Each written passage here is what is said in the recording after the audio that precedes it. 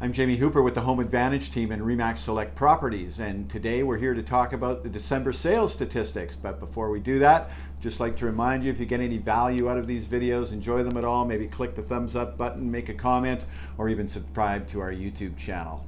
So as I said, the December sales statistics are in, and we're going to talk about them here. But before we do that, I just want to talk about the three types of market conditions that we have. We either have a seller's market, which means more than 20% of the properties have sold in each month, or a balanced market, which means between 12 and 20% of the properties have sold each month, or a buyer's market, which means that less than 12% of the listings have sold in any given month. In a seller's market, if it continues that way over an extended period of time, prices will typically rise. In a balanced market, where there's an equal amount of buyers and sellers, the prices will typically stay flat, and in a buyer's market, prices will typically decline. So first of all, we're going to talk about the townhouse and half duplex sales in the Lower Mainland for the month of December.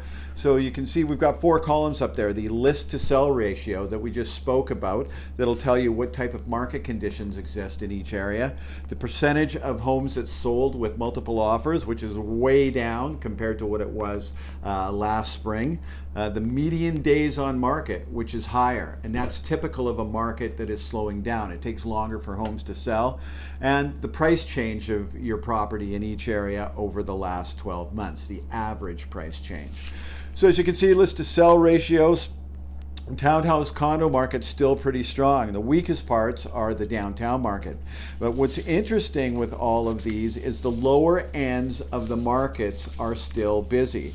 For instance, in the condo market, the downtown market, which is an overall ratio of 15%, under $700,000, it's a seller's market. You may get in a multiple offer situation if you're purchasing a property there.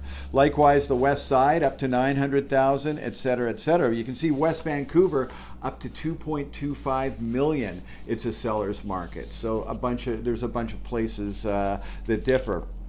As I said earlier, the multiple offers are way down. Median days on market are up. That's a sign of a market slowing down. But still, in spite of these things, overall, over last year in the 12-month price change, you can see every area the prices are up. Flipping over to the detached home sales, it's slower. They're far more expensive to purchase, so the detached properties are slower. The only seller's market we've got all the way around is North Vancouver, which is always busy because of the lack of inventory on the North Shore. Percentage with multiple offers, pretty low. Certain areas didn't get any. Some of these areas had very low numbers. December is typically the slowest month of the year, so it's going to be interesting to see how the market rebounds this month. And then you can see the price change for detached house sales as well. And if you have a look again, a lot of these that show that they're either balanced markets or buyer's market conditions. On the east side of Vancouver, seller's market to $2 million. Ladner, $1.5 million. Tawasin, $1.75 million.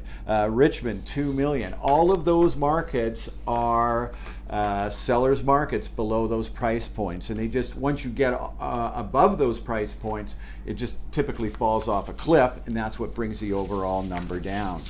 So what's the outlook for next year, or this year I should say? Just depends on two things: interest rates and inventories. And what I mean by that is interest rates, there's talk about interest rates coming down.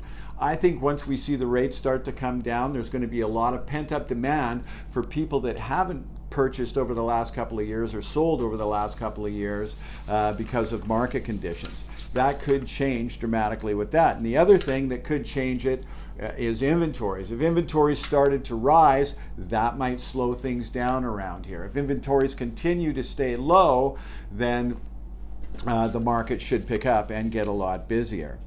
So again, to close, I'd just like to talk about the Greater Vancouver market in general. I will always be bullish on Greater Vancouver real estate just because there's such a limited supply of it.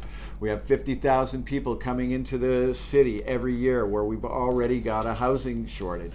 So I don't ever really see that going away. How, or is there a motivation for these people that get themselves elected to really want to take it away?